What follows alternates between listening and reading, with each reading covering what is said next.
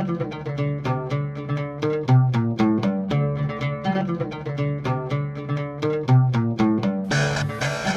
and welcome to the Sci-Fi Christian. I'm Ben DeBono. And I'm Ben Kirkwald. And we're smoking right off the bat here. Right? We're just two guys hanging out in a garage. Yeah, well, it's not a garage anymore, an ex-garage. Now an office. It's definitely attached to the garage. That's true. At one point it was a garage. It was a garage. Emily's not here with us this week. You said she's not going to be here for the finale. And next week she will be here. Okay, so we'll still get one Emily's, possible one Emily sighting. Yes, yep. Alright, so a lot to talk about in this episode. Is I light your pipe for the third time. Yeah, there wasn't a lot going on this week, which was okay. I mean, there was a lot of setup. There's lots of setup, and there's a lot of politics and stuff that has to go on here. Yeah, we didn't have that big finale like we've had the last couple weeks. Right, which I think it's okay. It's fine, because I think that the next two episodes are just going to be... yeah, if you watch the preview for next week's, you know that mayhem is coming. Right. So I don't think we'll have any shortage of battle, but you know, they do have a budget. So we can't have massive... I don't know, I'm pretty sure HBO was like, however much you need, however many zeros and commas will make it happen. They gotta be just terrified of how many subscribers are gonna drop off after the series finale of Game of Thrones. Well, I would hope that they would, yeah. That's why they always have their own content push beforehand, you know? So well, that's true, but hey, don't forget to get hooked on this series now. Yeah, but so I'm subscribed to Showtime right now so I can watch Twin Peaks. But when that's over in a few weeks, I'm going to cancel my subscription. Well, that's what everybody does for Game of Thrones, too. Yeah, exactly. They must make enough money somewhere that, I don't know.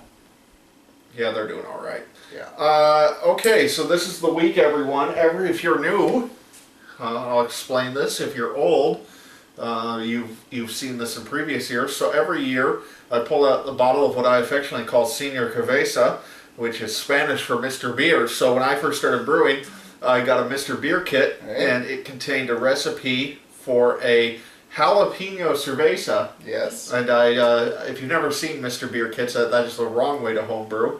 Unless you just want to try it out. I guess it's harmless for that. You certainly don't want to drink Mr. Beer 5 years later like we are.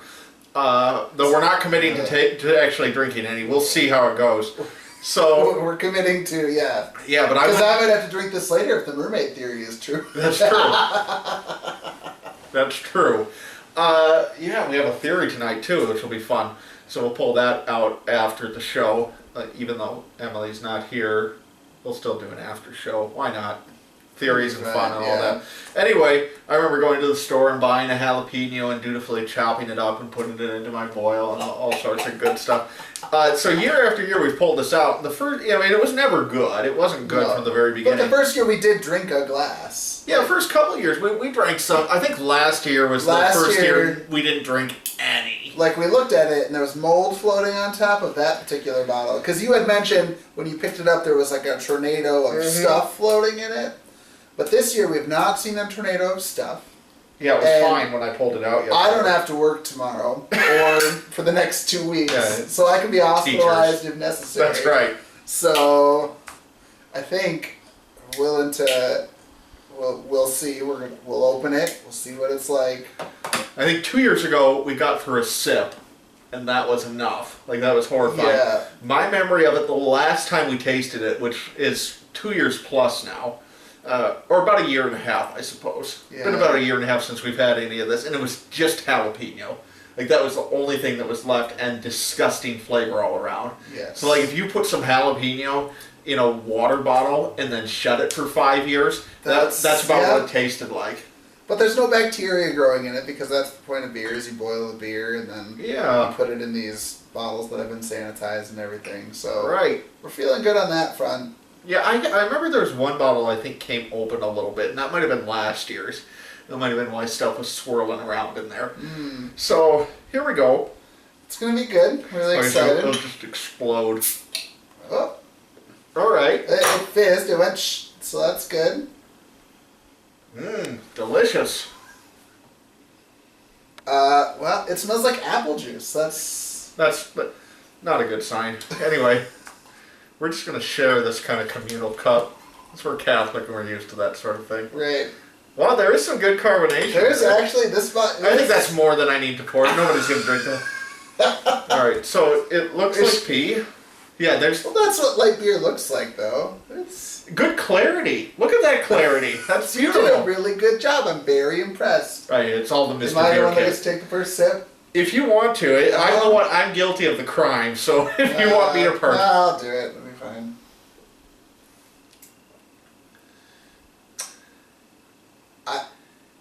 There's nothing. It's just water. There's literally nothing.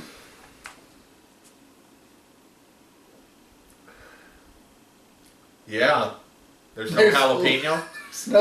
There's no anything. I don't want to drink the rest, but I could. Like, yeah. Yeah. You could down the rest. There's no alcohol content in it. It just, yeah. Yeah. It feels like kind of stale beer. Yeah. Everything's gone. Everything is gone. So what's the next stage of its evolution? I don't even know. Everything is gone. What more can you do? It's just... Yeah, it's not good. Well, it's not good. It's not revolt. It's not rancid. It's like... It was way worse a year and a half ago. 2 years ago, the jalapeno was very apparent. Yeah. And I mean, there's a little burn from something. Yeah, you can get a tiny bit, but not much. No, you can't. You kind of confuse it with carbonation almost, like. Yeah, it's got a nice little carbonation bite. Yeah. That's. But it literally tastes like. Like nothing. Nothing. Like there's no. It tastes like carbonated water. Yes. There's not even carbonated water because carbonated water has taste. This tastes like nothing. If I was dying of thirst on a really hot day, and this is the only drink within 50 miles... It might taste like something, then. You could do okay with it. It's come full circle. This might be the most drinkable it's ever been. Including when it was fresh. So is that why they say... Because, like, I've had beers put away for 5 years, like the entire... I don't think they intended you to cellar this for 5 years. That seems like a stretch to me. But I guess... that's about where we're at here. So there's one more bottle in existence of this batch. Well, we have to wait till next year. We'll have to wait. That's for the finale. I mean... not the finale, the final season. I'm not going to muddy the finale with Mr. Beer. Yeah, it'll be, well... So, when I was down there under the stairs, I had some bottles of some other batches, and I pulled another one out, which maybe we'll get to next week. But I've got a few from some of my early batches before I was kegging, where, you just didn't finish the last few bottles or whatever. And some of those were decent batches, so I'll be curious to see how those do. Maybe we'll find a hidden treasure, and I'll pull, because darker beers, like the one I pulled out, my very first non-Mr. Beer batch, was a dry Irish stout, a dark beer. That could be good. That could be good. It could be bad, but it could be good. I don't know. Dark beers usually do well. Did I tell you about when I drank a 3-year-old Guinness?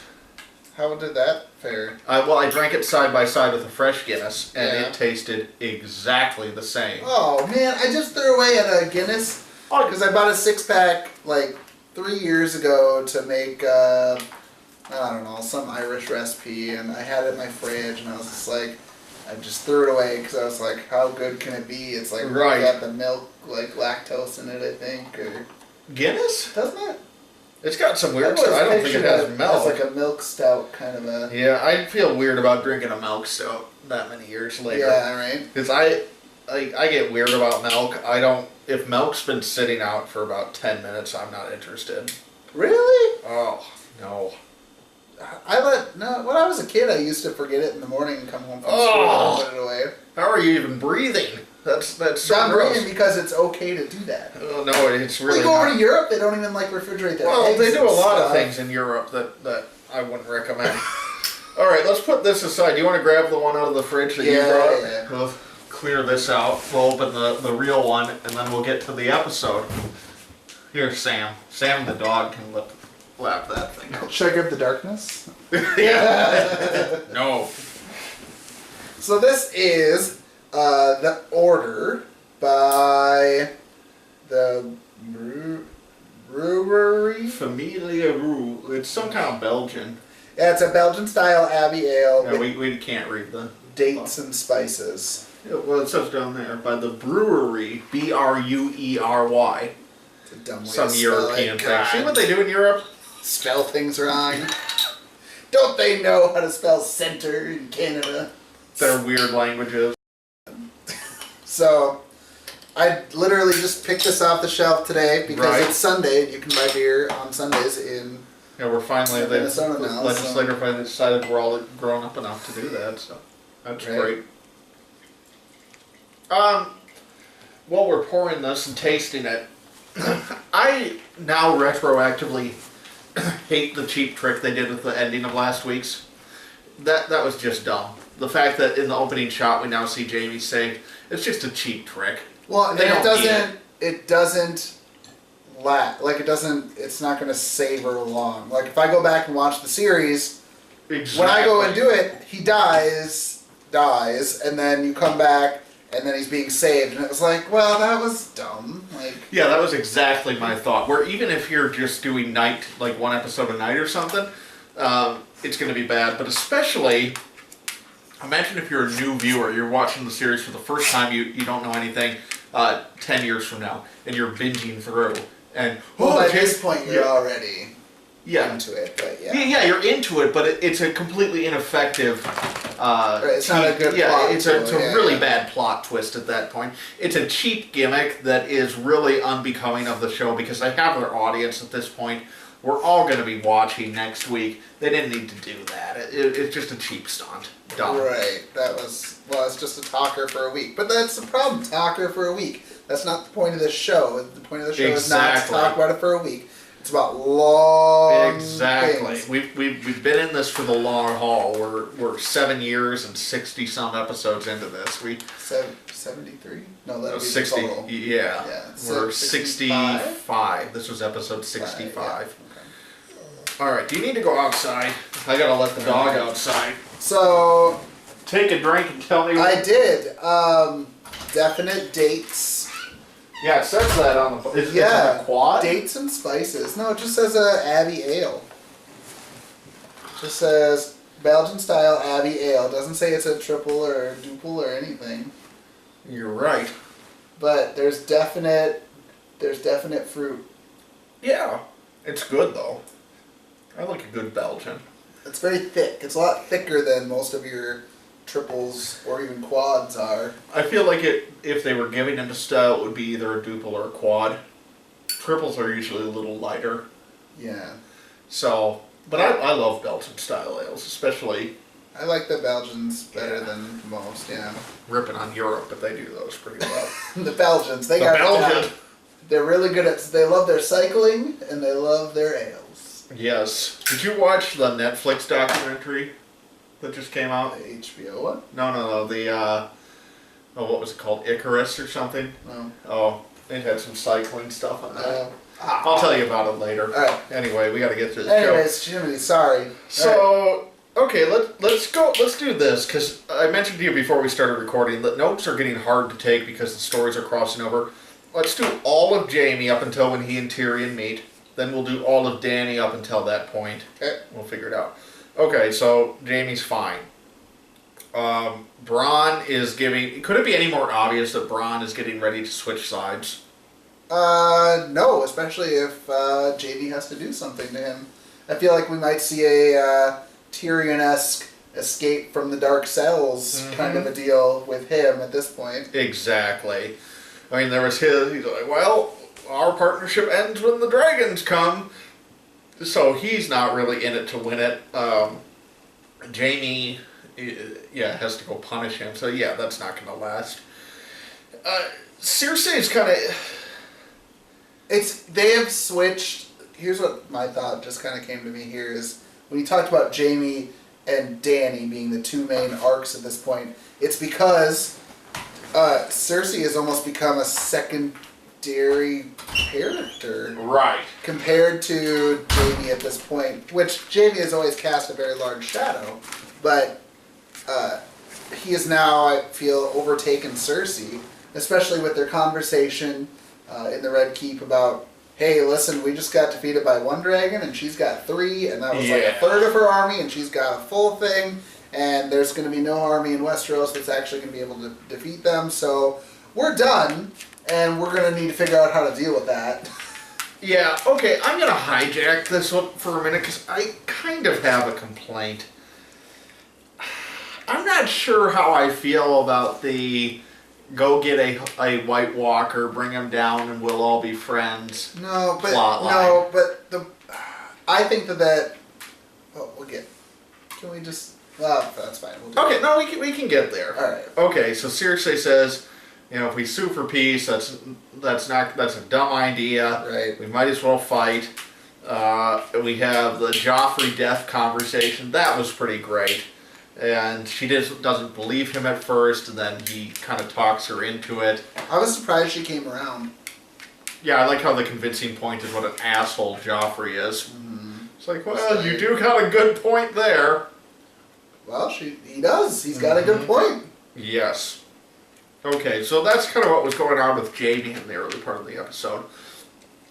The Dany ultimatum scene was pretty cool. And I have a little mixed thoughts in terms of everybody. We talked about this some last week, like with the atrocities. Mm-hmm. But I'm having a hard time taking the position I did last week because, like, she does have a valid point in the if you accept the terms of the world that we're all at war, which is probably not moral. So I'm not defending the overarching morality of what everybody is doing is certainly questionable, if not outright wrong. But if we grant that, is what she's doing really, like, she makes the point when Tyrion's like, well, throw Dickon in the jail cell. And she, well, I don't want to put him in chains. That's not what I'm here for. Is that really? Is what she did so much worse than completely breaking his spirits over a series of weeks or months in a jail cell? Not really, if you think about it. So I'm having a hard time feeling the tension that I feel like the show wants us to feel in terms of she's doing all these horrible things. No, I think they're doing a good job of... Well, we have different opinions about what the show wants us to feel. Mm-hmm. I think that the show wants us to feel that Dany is stuck in the middle of trying to keep the Seven Kingdoms the way they are, right? Because don't destroy this house, because this is like a house that's been here for thousands of years. And she understands that, and she wants those houses to be there, because without those, bad things can happen, as we've seen in our own world, where if you overthrow a leader, there's a million people that rise up, right? So that's not a good thing. But then, at the same time, she came to Westeros under the pretense of changing everything. Yes. And it's really hard to say, hey, don't change this, but you came here to change everything. And it's really hard for her, I'm sure, too. I'm sure that she probably in her head was like, yeah, I probably should keep this guy alive, but I promised that I was going to bring justice to these people, and I'm going to do everything fairly. And fair doesn't look the way that that Westeros has been run in, well, I don't even know if the Targaryens did it. Right. You know? So, I mean, we're talking a complete transition of how we've witnessed everything being run. And are we okay with the transition as viewers and as Westeros? That's true. It's kind of funny because I made the joke, I think, in week 1 or 2, that Cersei's the Hillary Clinton of this world, and she's up against a DT and Donald Trump. But it really is and I don't want to get into Trump at all, but it's a similar dynamic in terms of when you're on the campaign trail, drain the swamp, all that, and then you actually get there, and there's all the, the swamp, no matter how corrupt it is, maintains a structure that do you really want to bring that down. Right. And I do think that, again, without getting into any of the politics right or wrong, there is some of that dynamic going on in the first year of the Trump administration in terms of how do you blow this up, and do you really want to blow all this up? Right. So there's some interesting, and I got the sense that maybe they were writing a little bit of that in, like being informed by real world dynamics a little bit in that scene. Yeah, but it depends when they shot this stuff. I mean, if they shot it last fall, that's true. I mean, it's hard to say. That's true. Yes. Unlike Donald Trump, Daenerys' eventual victory will not be a surprise. Very true. She's up by about 100 points in the polls. Yeah. She has the only 3 votes that matter. Right. Yes.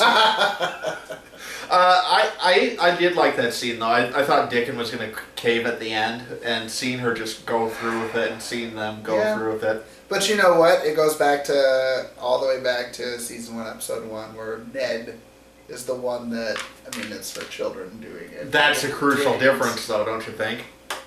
Is that she's not the one who swings the sword. But, well, yeah, it's different. I feel like it's not apples to apples. It's not. Yeah. But I can see your side of that argument for sure. All right, what's next? All right, so then back to Dragonstone we go, and she lands and once again impresses Jon with her dragons. Right? And Jon is able to touch the dragon. Yeah, so that was impressive. What do you need, dog? The dog's having an issue. Do you need to go inside? You know what? Let's just bring you inside. So while he's gone, I'll just talk for a second. So what I know, or what I read some comment or something somewhere this week, it could have been on the last episode, I don't know, is that Jon does not have the same powers as Dany does as a Targaryen, and reminded of that way back in season 1 or 2 when he gets burned by the candle and he has to do all the hand exercises to get the strength in his hand back. But that's controversial in terms of, can Dany really not be burned ever, or is it certain circumstances? So far it appears to be never. I mean, from season 1, episode 1, when she walks into the pool of burning hot water, they're like, "Don't do that, it's too hot," and she just walks in. Yeah, but wasn't like boiling. Well, yeah, but then, I mean, at least in the show, we have her walking out of the pillar with the dragons, right? Of the pyre or whatever. That's true, yes. And then we have her walking out of the Vaistothraki, burning everybody. It's really hard to say that she could be harmed by a lamp falling down when she could survive those things. That's fair. And I don't know if that's a thing of Jon being half Targaryen or whatever. Right.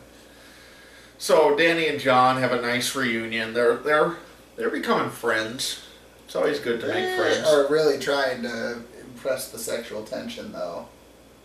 Yeah, I mean I'm trying to decide, can the show have them hook up without it being weird?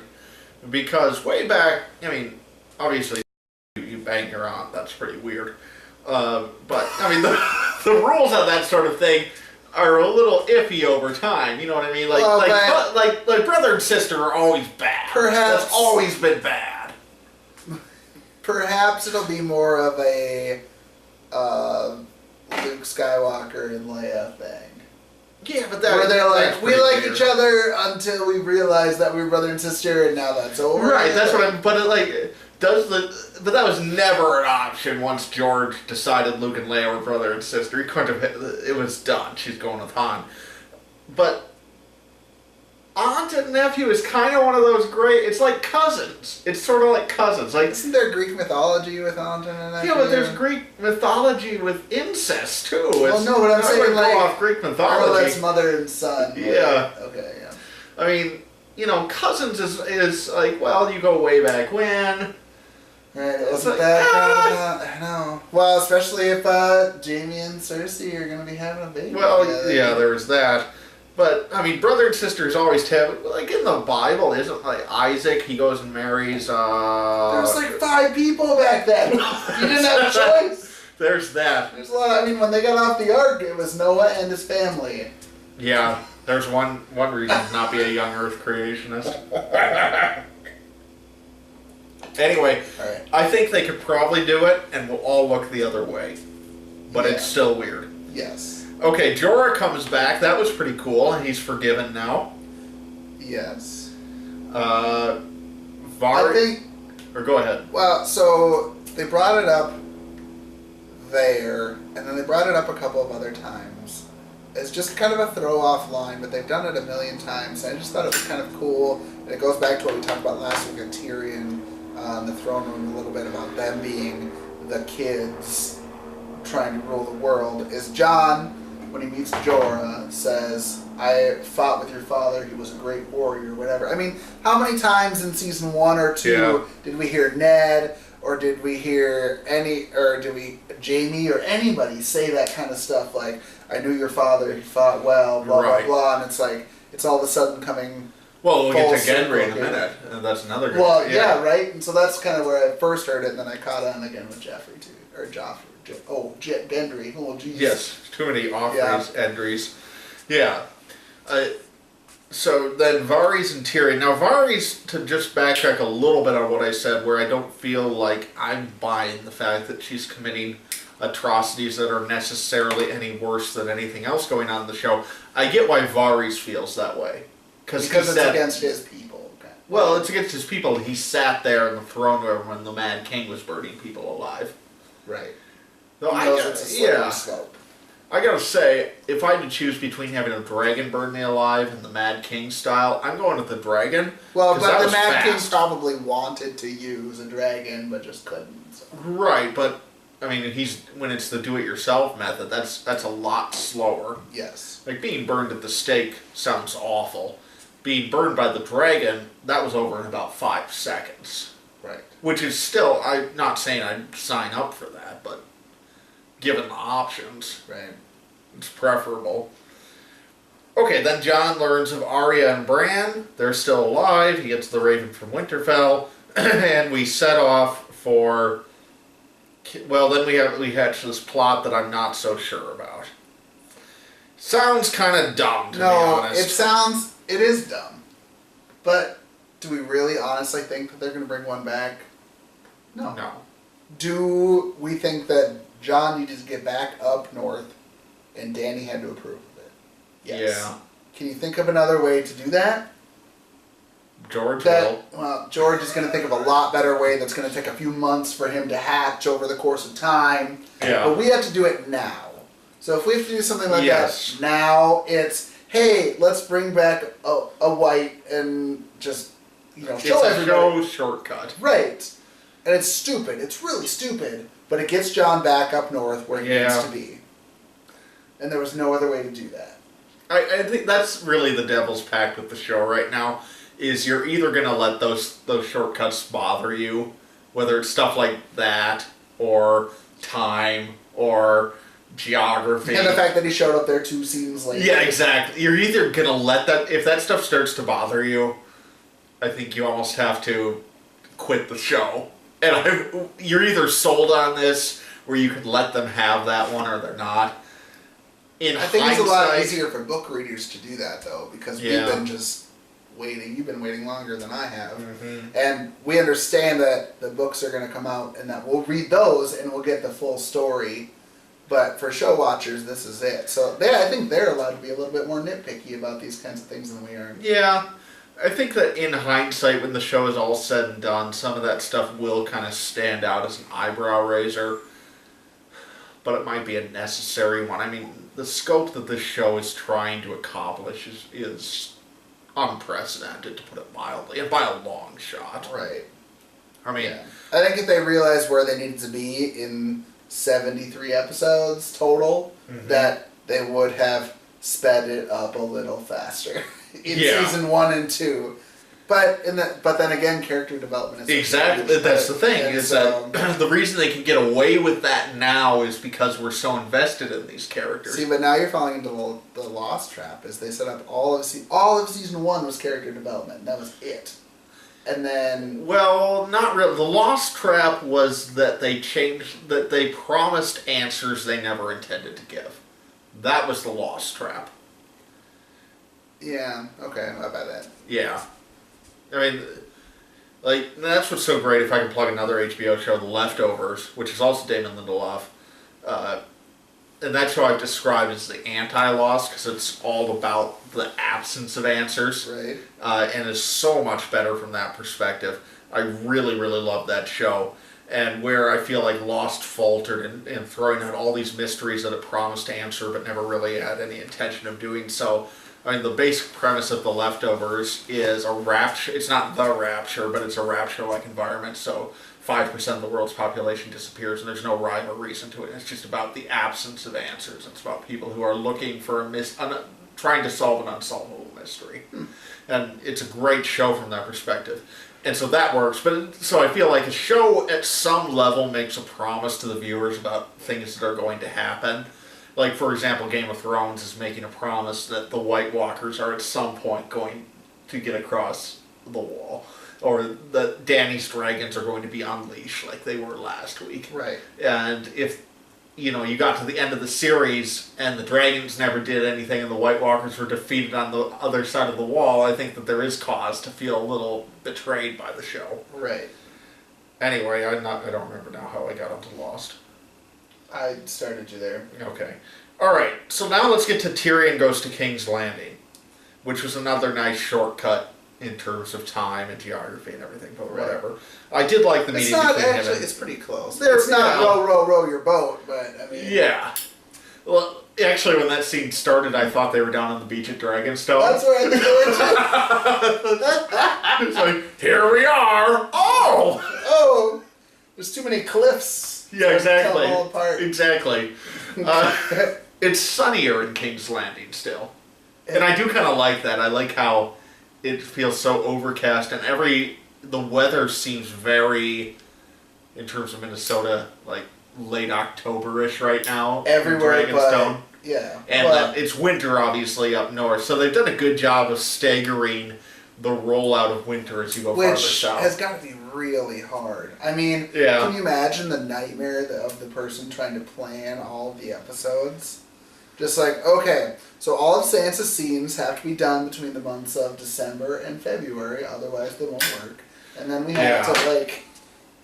So I don't even know. It's like a movie, but there's so many different sets. They have to have, like, all 4 or 5 episodes shooting simultaneously, but the director goes from location to location to location. Well, maybe he doesn't even have to do that nowadays with the Wi-Fi and stuff. I mean, just send him the cut, and he could almost be there Skyping in or something. Yeah. I don't know. Either way, it's a mess. For a TV show, you would never think you'd have those kinds of issues. Right. I really liked the Tyrion and Jaime meeting. I thought that was good. I thought it got back to kind of the small human moments in terms of Tyrion really almost getting emotional talking about his father. Yes. I did like that. And Jaime was there to listen, and I liked that. I thought that they both seemed like if it was both of them running, if it wasn't Dany and it wasn't Cersei and it was both of them, that this war would be over and there would be a pact made and it would be done and dusted. It would just, yes, it would. Yeah. And so it's weird because you almost wish for that, but here's Dany with her dragons and you're kind of like, oh yeah, but it's Dany, yeah, exactly. But all of a sudden, I don't know. Yeah. It just depends on the people that are there against you, right? I mean, if it's Jaime instead of Cersei, it's going to end up completely different than it is if it's Cersei or something. All right. We get Gendry back. I'm trying to decide if this feels forced or not. It doesn't feel extremely forced because... Well, what's funny is, so I was watching a couple other review episodes just to see what they do with their reviews. Yeah. And they do shitty jobs compared to us. That's right. So...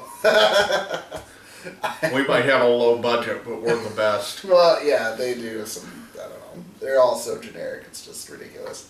So, anyways, I was reading, like, their comments and stuff, and they're like, every single one that I've watched, like, there's 4 comments about how, yeah, Gendry's still rowing that damn boat. Right. And he's not rowing the boat anymore.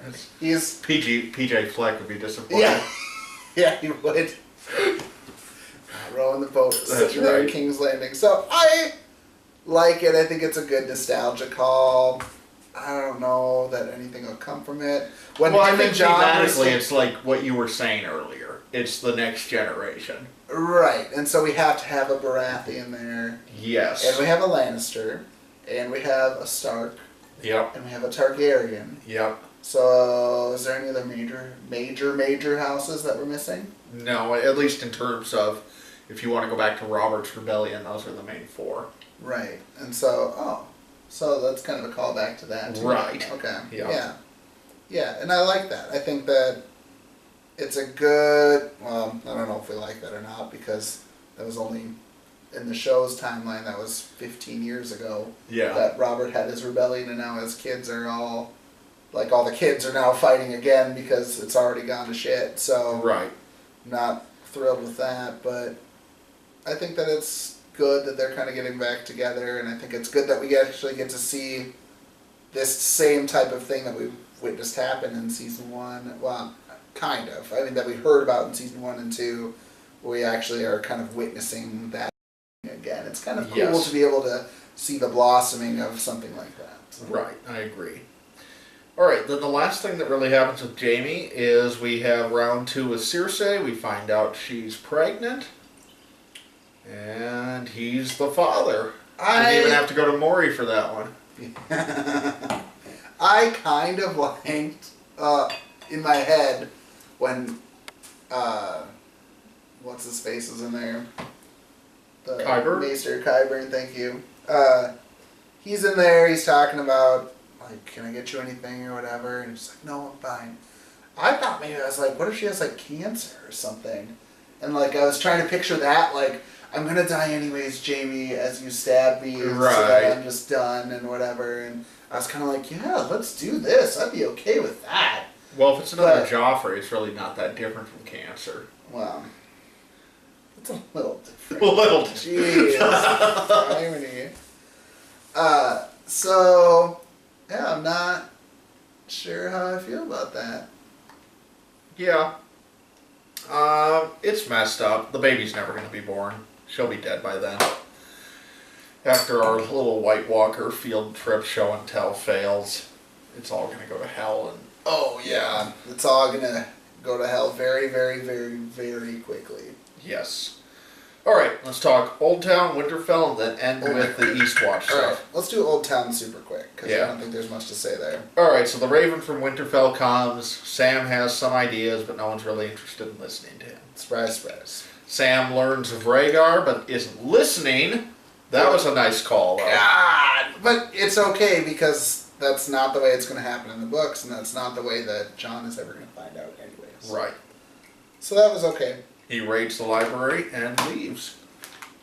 And he has got either an amazing memory with the library catalog in a section he's not allowed to go to, because he's just like grabbing random scrolls off of places in the middle of the dark. Like, the books I can understand, because I'm sure that there's a logical way to do that, but those scrolls are just stacked on top of each other. And if he unrolls the one scroll that he picked up, and that's the magic to whatever, yeah.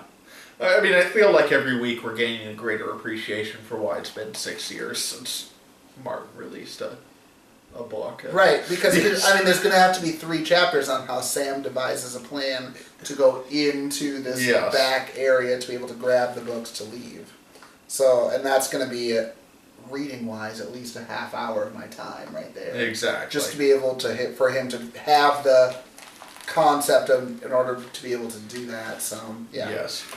It's alright, George. Just do it before you die. Get on some cholesterol. Yeah, that's what I was thinking about. Like, 50 years from now, I'll be 80, 81, and he'll be sitting there, and I can, he'll be reading these to the grandchildren on my lap, and we'll have the whole series. They're a little bit older. Yes. Well, the whole series right there. Yeah. Great. Sit on your lap at 22. Actually, it'll probably be the great-grandchildren at that point. It doesn't matter. It doesn't matter. Anyways, you'd be like, oh yeah, he took a while to write that one, but it came out and it was fine. But isn't that going to be weird? Like, you think about how he'll either die or he'll finish, and either way, the books are going to be finished, and there's going to come a time where it's going to be like, remember when we were waiting for these year after year after year? And our kids are going to be like, yeah, whatever, Dad. Yeah, that's Brandon Sanderson. Sanderson. You wait 5 seconds for a page to load on the internet. Exactly. All right, Winterfell. Bran and the birds, they go see the army of the dead. They see the Night King. The Night I couldn't King tell if sees he was them. scared and he left the thing because nobody was touching anybody, right? So it wasn't like he was going to be touched. I couldn't tell if he was scared, which would be weird for an emotion for him at this point. I don't think he has those anymore. So then, why did he leave so quickly? If he looks at maybe the Night King is able to cast him out or something. Oh, that could be. And now, if he has the same sight that... So we're assuming that there's only 2 characters in all the world that have this sight. Who's the second one? Bran. Who's Bran, the the first Night one? King. Oh, okay, yes. Yeah. Yes. Okay. So the first one. So, okay. But the Night King can't do what he does. We don't know that. Okay. He can if he can bring people back to life, quote unquote, there's no reason that he couldn't see as Bran sees, but just north of the wall only or something. Well, unless Bran's is connected to the old gods and the heart tree and everything. Yeah, and his is connected to the... I don't know. They are 2 very special people. Well, and yes. One of them's not a person, but... Just semantics at this point. Jeez. I think that... I don't know. There, you may be in hail. You're welcome. So, there's something with the Night King. We're going to have to learn some history of that, and I think the Bran is going to give us that, because there has to be more to it than just that thing being stabbed into. We're assuming that that's the Night King that had the dragon glass stabbed into him. Which, by the way, if he's made of dragon glass, it's going to be really hard to kill somebody made of dragon glass. Yes, it is. Alright, so I think my theory about Sansa's going to stage a coup gets stronger and stronger every week. Oh, it's confirmed. It's no longer a bold prediction. Yeah. Alright, so obviously that's going on, and then we have a good scene with Sansa and Arya, where she's kind of saying, I like the way she put it, you don't want that thought in your head, but it's in there even now as we're speaking, and she just reads her like a book. Well, that's what she got trained to do that. Right? Yeah, but then she gets played completely by Littlefinger at the end. That was great. It was great because it gives her an out of Winterfell. So if Sansa and Littlefinger stay at Winterfell and die as the wall falls in a couple episodes, yeah, then Arya and Bran are going to take off next episode here and go, I don't know, nowhere somewhere. Dragonstone, you think? Everybody's going to wind up... Well, I could see Bran going back north, though. Well, somebody's got to come with him. That's true. That wheelchair doesn't have 4-wheel drive. Mm-hmm. You got to get him on a horse, maybe, or something. He needs the Hummer wheelchair. So... Yes. He's going to have to get on... But he wasn't a horse. That's true. Remember, way back in season 1, when Tyrion was there, Yeah. So, he's capable of being on a horse, ride down to Dragonstone, sit there with the queen and give directions on how to fight the war from there. Yeah. That sounds reasonable.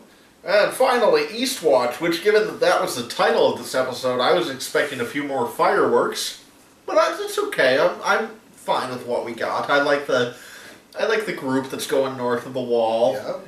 Tormund and Jon and the Hound, Beric, Thoros. Well, what's Gendry. weird is the only person that doesn't have to die is Jon. You know what I mean? They're all expendable. Everybody else is expendable except for Jon at this point. So... And I feel like a few of them are going to get expended next week. Yeah, Gendry's gone. Yes. Well, maybe not. Yeah, I mean, they want to play up the Baratheon. The Baratheon Ned Stark. yeah, they want to play that up. But Jorah's probably gone. Yeah. Davos stays. Yeah, he stayed behind, so he'll be okay.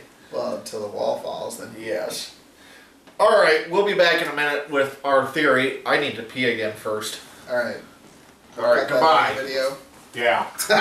No, I'll leave that in. Alright, perfect. Goodbye, everyone. Until a few seconds from now.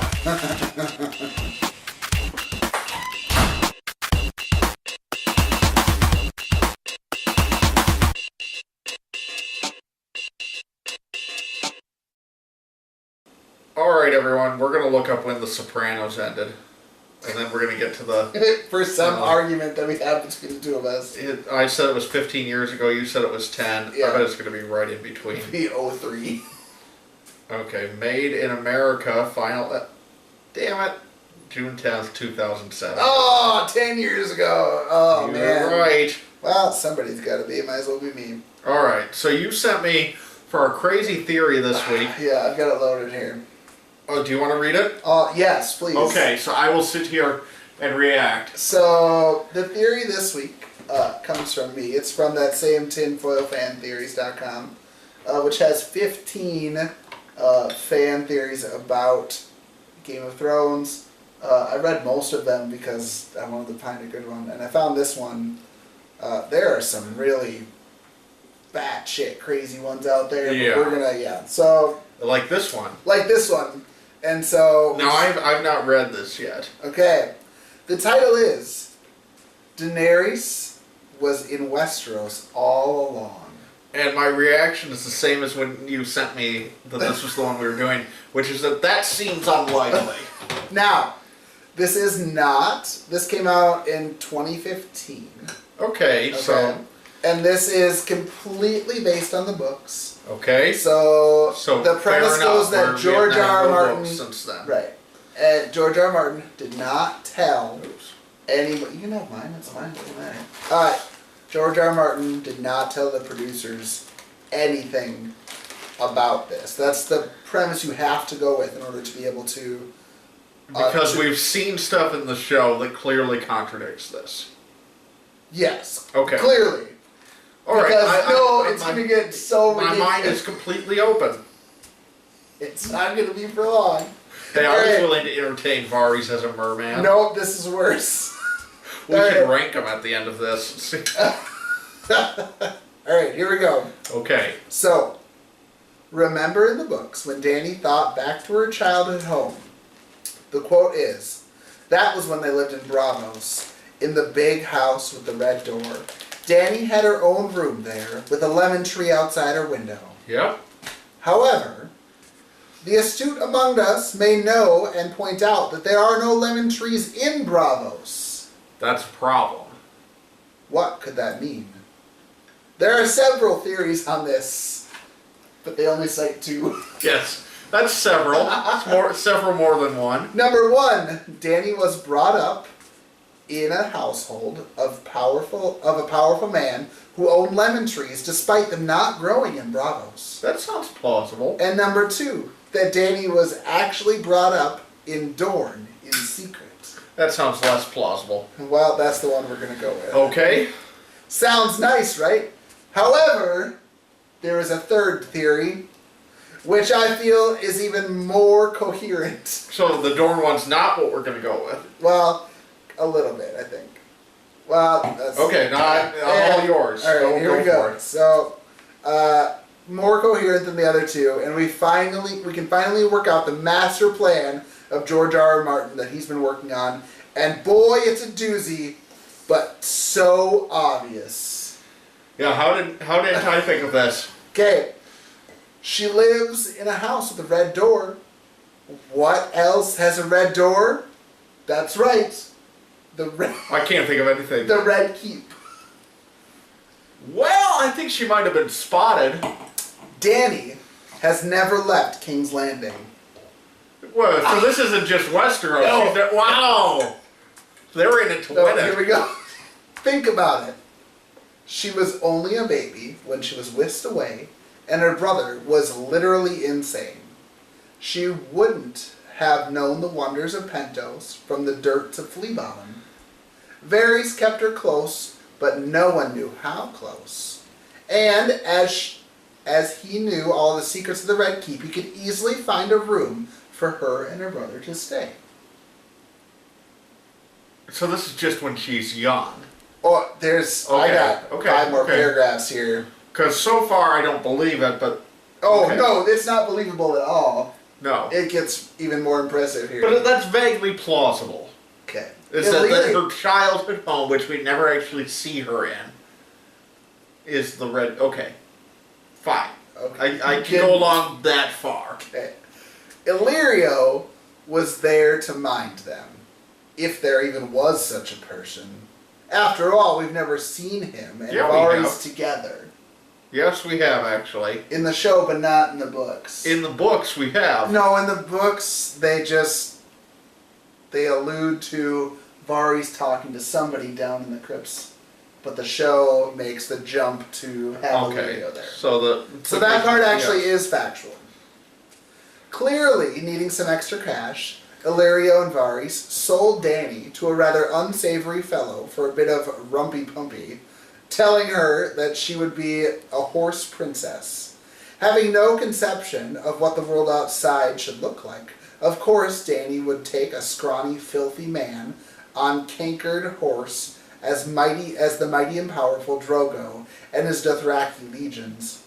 Ironically, the closest Dany comes to uncovering this deception is when she is given the stone eggs, which look just like stone, as they are some stones Varys found to give the poor girl as pets. So wait a second. So is the theory here that because they got to be going off of that because the books are told from a point of view that we're getting an unreliable narrator in the books? Yeah, that Dany is an unreliable narrator. Okay, so what about Viserys or her brother? Oh, we're getting there. Okay, I'm glad they didn't forget that. Okay, because he would know the difference. Right. So, well, maybe. I don't know. Here we go. So Drogo, Dany, her brother, and Drogo's Dothraki, assumed to be a band of beggars and cutthroats, okay, stagger around Flea Bottom for a while.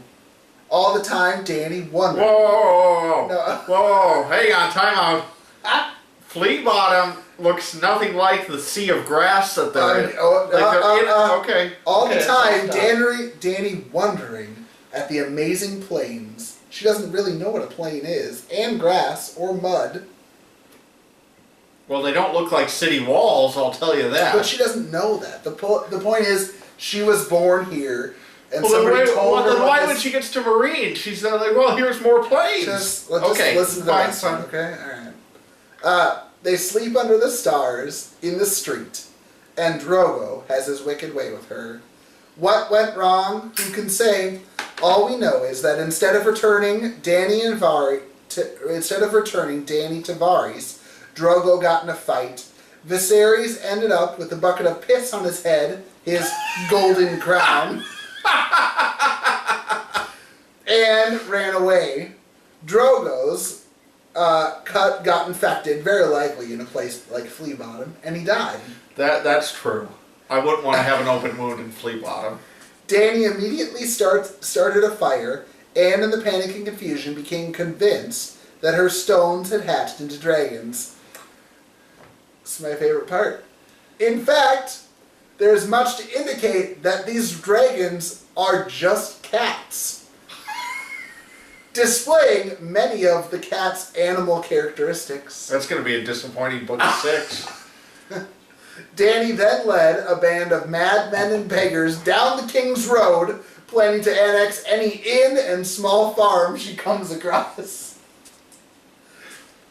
As Tyrion is short and has tiny legs, it is more realistic that he catches up with her a few miles down the road than it is on the other side of the world. Well, he took a boat. I mean, legs... Wow. It's very Don Quixote inspired. Yes it is.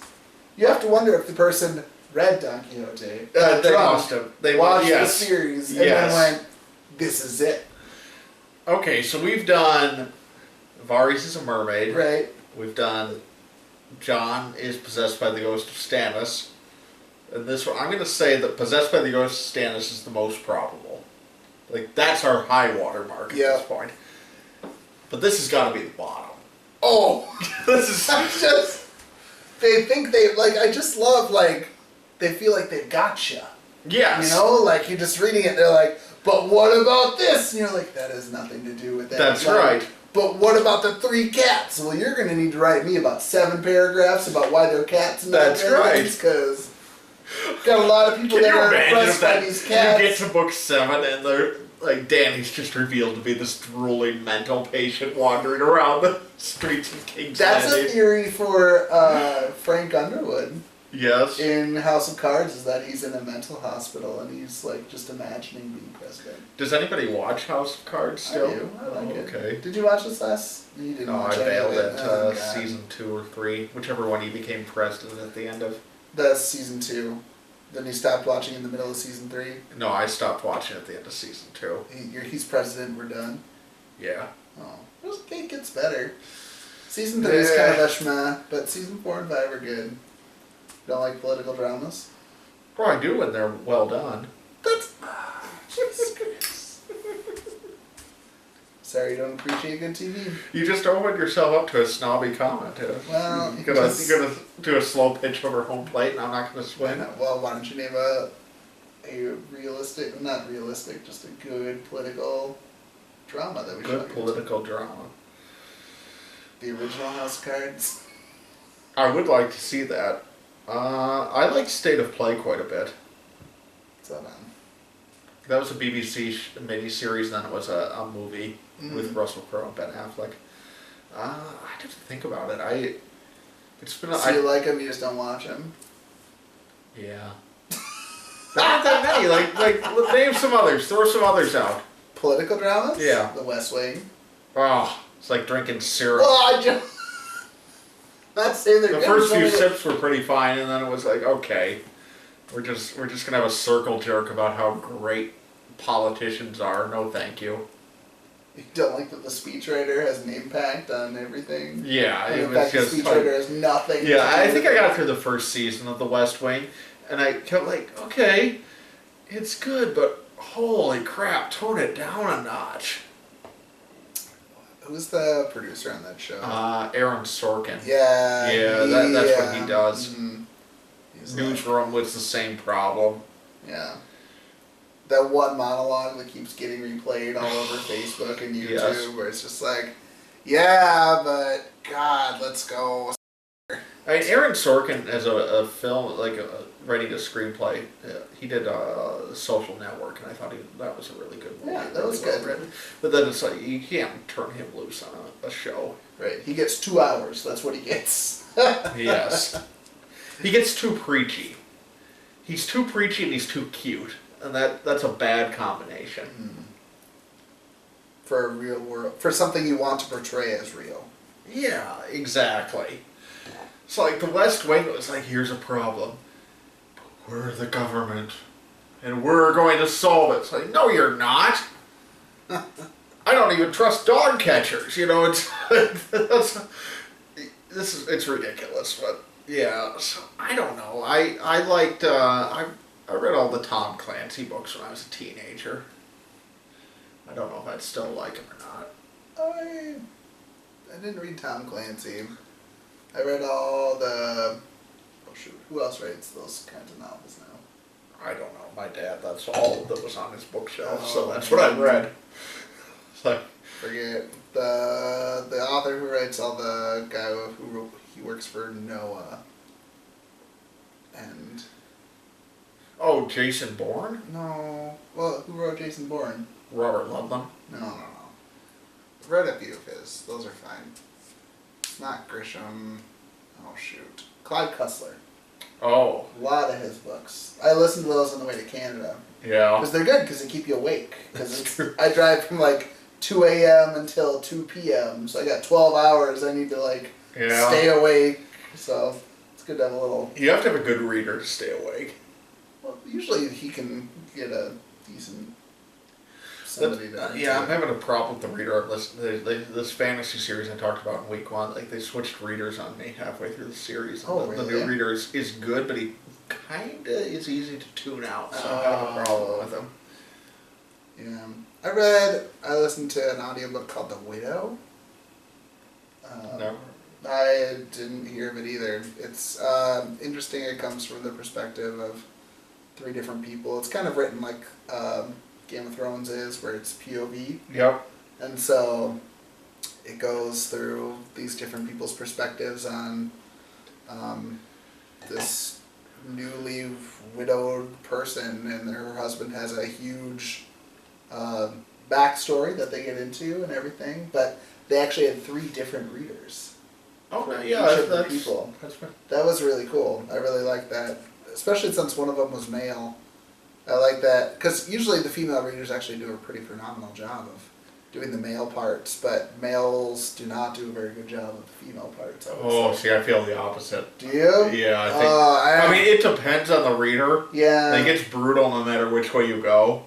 But I feel like the woman trying to do a deep voice is a lot of times Well, it's worse. British too, so Okay, I feel like that might be that's better. even yeah. So, anyways, they had a man do the man one, and then they had 2 different women do the 2 different women parts. Yeah. And it was actually really cool to have 3. No, that could be a good approach. Yeah. That reminds me of the audiobook for Dune, which if you've never read Dune, especially as a Game of Thrones fan, you should read at least the first Dune novel. Well, if I read the first one, I'll probably read all of them. I don't know if I'd recommend that. You can stop after it's a complete story of the first one. Good? Okay. But the audiobook has, like, for the most part, it's one reader.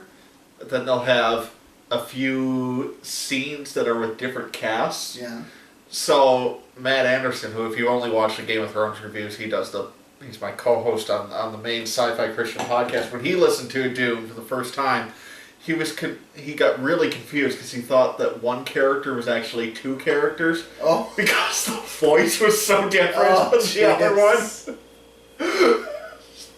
So he was like, well, wait a second, I thought that Baron Harkonnen, are there 2 different Baron Harkonnens? No, there's just one. But That'd be hard to get around, though. No, Dune is if you've never read Dune, that's a must-read as a very influential in both Star Wars and Game of Thrones. Oh. Intergalactic politics divided into different houses, which the original script of Star Wars had different houses in it, very similar to Dune. But yeah, so the first Dune is great, and I kind of like all 6 of them, but they get really weird around the time when you get when one of the main characters turns into a giant immortal worm. Yeah, that's what I said. Yeah. Yeah. I mean, you just take them one at a time and feel free to bail at any point. Got it. I'll read the first one and call it good. Uh-huh. That sounds good. I can do that. Yeah, that's a fantastic book. That's a classic. To read that one, after grad school here. That's right. Taking my 2 weeks off before I gotta. Yeah, you're back in it. You're back in it in multiple ways here, so. Yeah, I don't know. Oh my God, it's gonna be.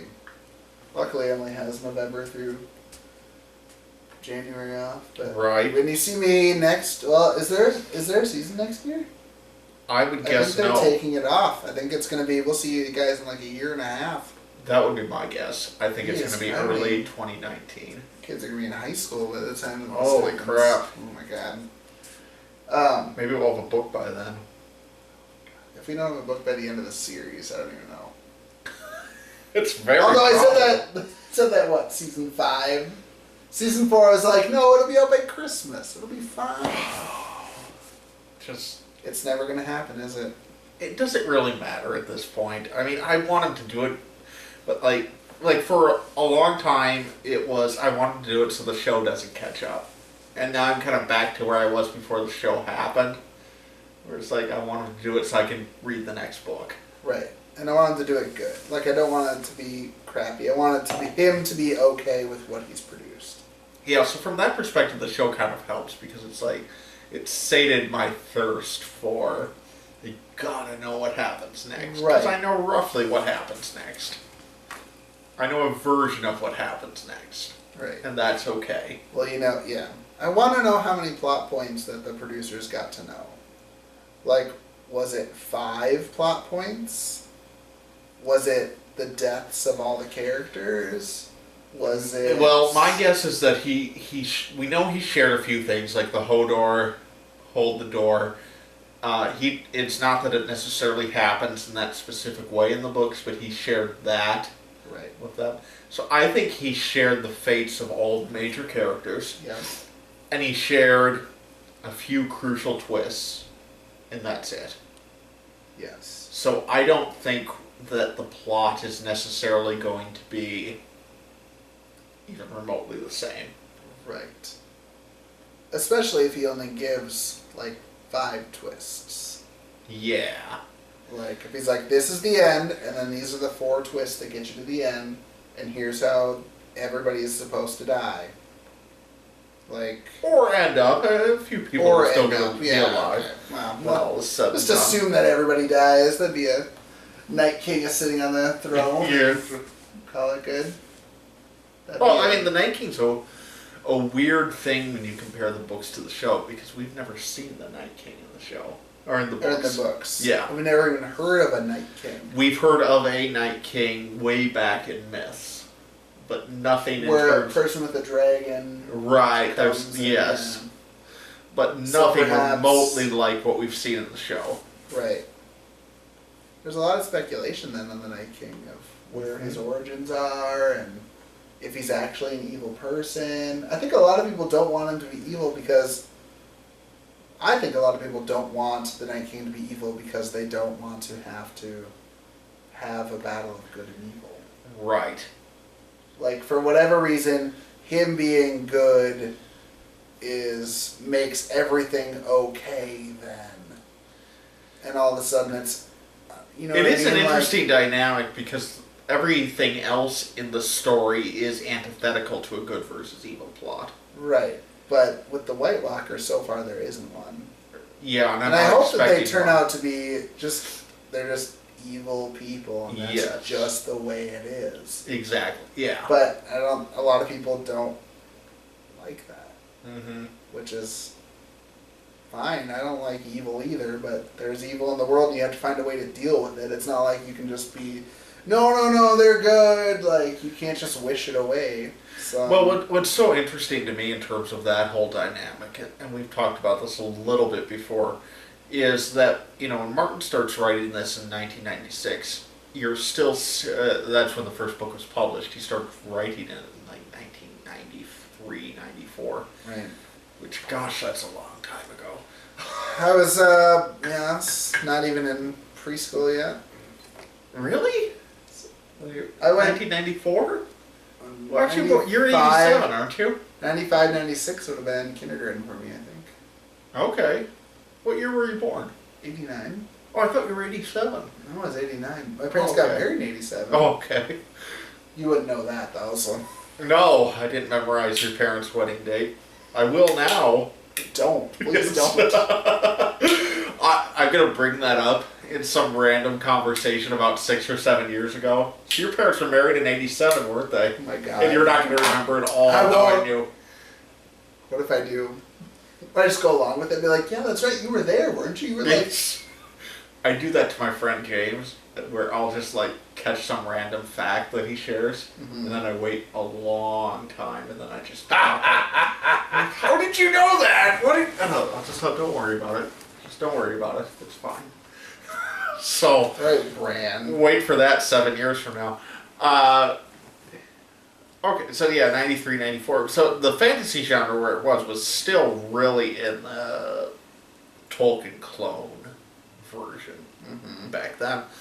And it's so weird because like with after Game of Thrones and over the last 20 years we had a ton of Martin clones in the same way that there were tons of Tolkien clones. And it's like now the genre is almost ready for an upheaval in the same way that it was when Martin came along. But so much quicker. It's not 50 years, it's 10 years or 20 years. Yeah, but he could almost function as his own deconstruction. He plays it right by the end of it.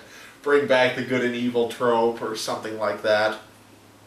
Yeah, but that would be terrible because you didn't enjoy the Tolkien troll. You didn't enjoy the Tolkien tokens. That's true. So, there just needs to be the next evolution here. Somebody's going to have to pop through. I mean, I would say that the Martin clones are on the whole preferable to the Tolkien clones because, in a sense, the Martin clones are trying to do a similar thing with break all the rules and throw everything out, whereas Tolkien clones were get a farm boy, and the wizard finds him, Right. and he goes and defeats the Dark Lord, and that kind of boring after a while. Kind of gets boring in the movies themselves. Lord of the Rings? Well, maybe in the books it's different, but yeah, it feels so cliche. Maybe because I've been living in it for 60 years with storylines. I have my complaints about the movies, but that's not one of them. I mean, the movies are they're pretty spectacular in the way they brought that aspect to life. You've never read the books, though, have you? Read The Hobbit, that was it. Jeez.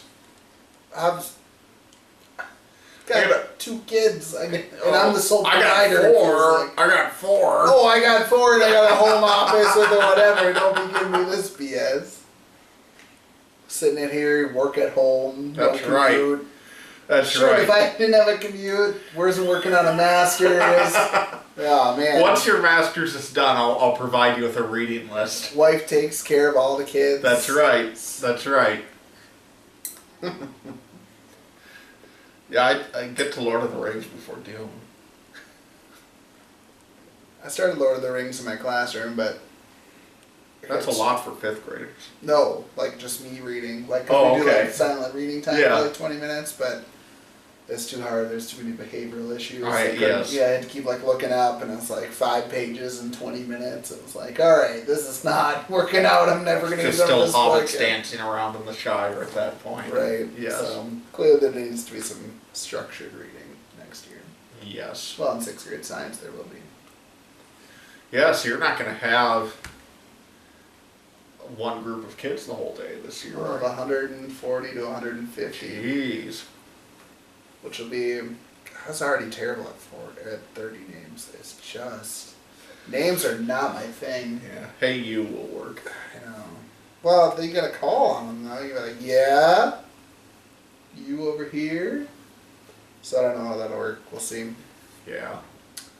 Put them in. The best tip I got was my first year teaching was to put them in alphabetical order to start the year. Yeah, does that work? Well, then you at least you're like, okay, this person up front, their name starts with A, and that person back there, their name starts with Z, With Q, and you yeah. just like work your way back. You're like, all right, you're in the middle. You must be a Ken. That'll work. You are now. I don't know why I'm so terrible at names. It's never been a forte of mine. That's okay. It's not like you're in a position where you need them. No, don't have to memorize 140 of them and care for them and nurture them more than their parents do most of the time. And Exactly. All right. Anything else you want to say before we turn the video off? We can talk more super about excited teaching. for. I think Yeah. episode 6 is going to be good. Yep. I think it'll be good, and I think episode 7. I think we're done in the South. I think it's fair to say. I think that. It looks like it's going to be north heavy from here on out. Yep, and I think that'll be the case, and then we'll just like wander back to King's Landing at the end of at the end of season 8. It seems like at this point, Yeah. because there's not a Southern power left. Yeah. The Baratheons are gone. The Tyrells are gone. Castle Big Rock has been taken over. Dorne is gone. Thank God. So there's nothing left. The twins are gone. Yep. Everything south except for King's Landing is gone. Uh-oh. Well, goodbye.